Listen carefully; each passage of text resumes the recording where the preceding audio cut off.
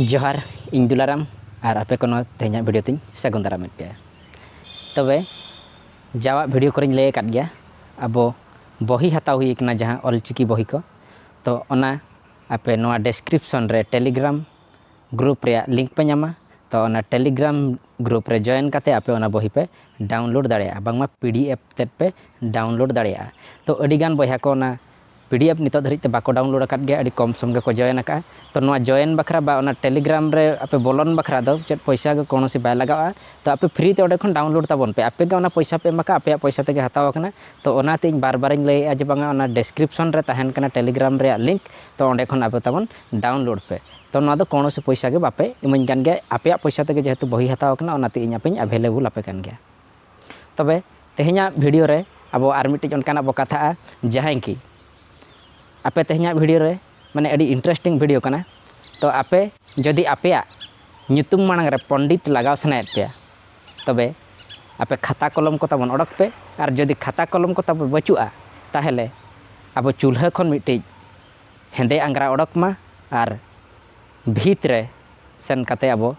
ओलो छुटो मा पंडित आपे नितुम मांग रे जदि पंडित लगाव सनायत पे खान तबे तेहना वीडियो दो उनकाना बारे तेगे बो कथा जहाँ कि आपे मांग रे पे नेल लादे मिटे बाबूधन मुर्मू जहाँ सान्ताड़ पारगाना कनाय तो उनी आज मिटे चिकी ओडक लाए तेहन उनकागे आर मिट हर आपे सामनाते मिटे हेज आकना तो उनी हो चिकी ओडक आकिन तो ओना दो आज निजे दो बा ओडक आर मिट हर ओडक आकाद गया तबे ओना वीडियो बन नेल लगे मेनखान ओने बांग को मेना something is better than nothing जुदी आम गोड़म हाड़ाम कुंभ ओड़ा ए बनाव लेआ और इन तायम आम बाबा चक्री बकरी नाम कते पका बिल्डिंग ए ठुकाव किया तबे आम दम रस्क अचे बांग जे आम दो ओना रपूट रपूट कुंभ रेगेम ओबर कोआ ठीक उनकागे ऑल चिकी रे किछि त्रुटि को नेल नाम कते आदिवासी ऑल गुरु स्वर्गीय पंडित करण हंसदा गोंके सनाम आदिवासी को लगी माने दो संता लड़का हो मुंड उराव एमान को बखरा मिटंग लिपि आविष्कार किया और ओना लिपि रिया ᱧᱩᱛᱩᱢ दो हुयुक कना सावता ओनल तबे नुई नोडे जहाँ मेन किया जदि आम गड़म हाड़ाम कुंभ ओड़ा रे तहें लनाय आम बाबा जदि मिटे पका ओड़ा बनाव किया ना रस्का कथा कना तबे जदि आम ओना आम बाबा हा पका ओड़ा बाम कुसिया कना ओना दो पुंडा ते को कलर आका तबे आमे मेने इन दो आरागा ते कलर दरकार ताहले दो आम दो ओना पका ओड़ा गेम रपुदा चे कलर एम बदला आपे नोआ कमेंट रे पे लय हताबन तबे उनकागे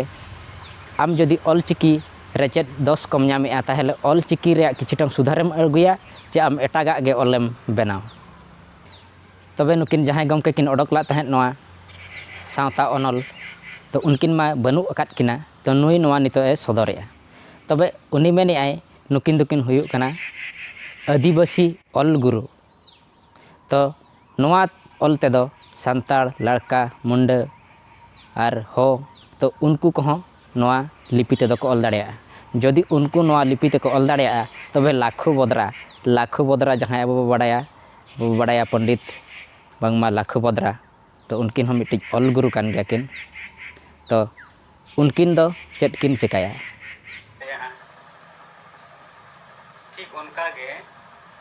नोडे नोआ पे नेल दाड़िया कना मिट पास्ता रे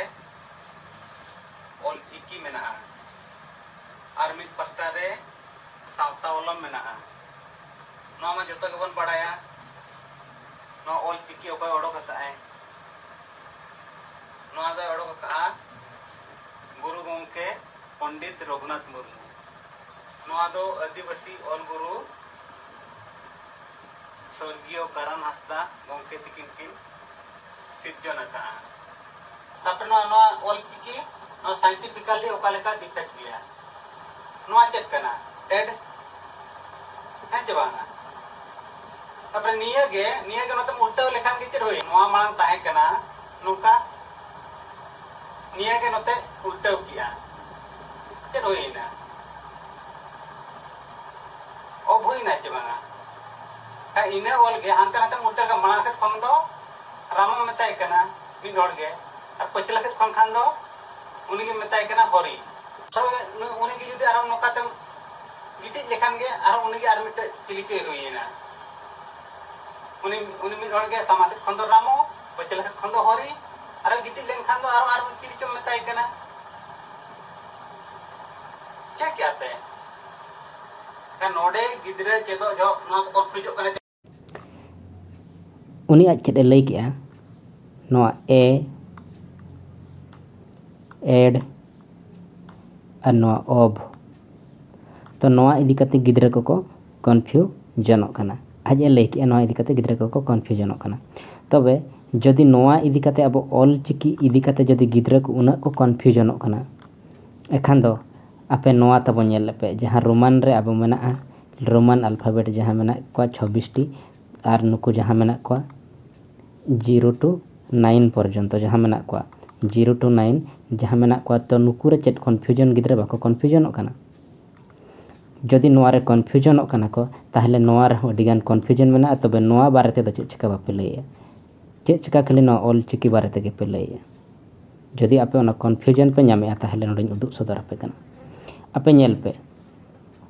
नोडे मेना एतहब खनिन लay आपे कना ए जदि ए आम उल्टा तेम ओला नोका चेत हुयुक कना नो भी हुयुक कना चे बांगा भी नोआ रे चेत कन्फ्यूजन बनु अनि चे आर चेत लay सनेत को आपे नोआ नेल पे सी सी सी जदि आपे नोका पे ओले एखान दो हुयुक कना सी और उनी सी गे जदि नाका पे ओले कना नुई दो हुयुक कना यू तो नोआ रे चेत कन्फ्यूजन बनुआ और नेल पे नोडे आपे अडिगान पे नाम दड़े नोंका अडिगान पे नाम दड़े खान इदो किछि किछि टांगिन लay पे कना आपे नेल पे नोडे एम एम तो नु जदि एम गन हकाते उल्टा तेम उले चे नुई दो डब्ल्यू बाही दड़े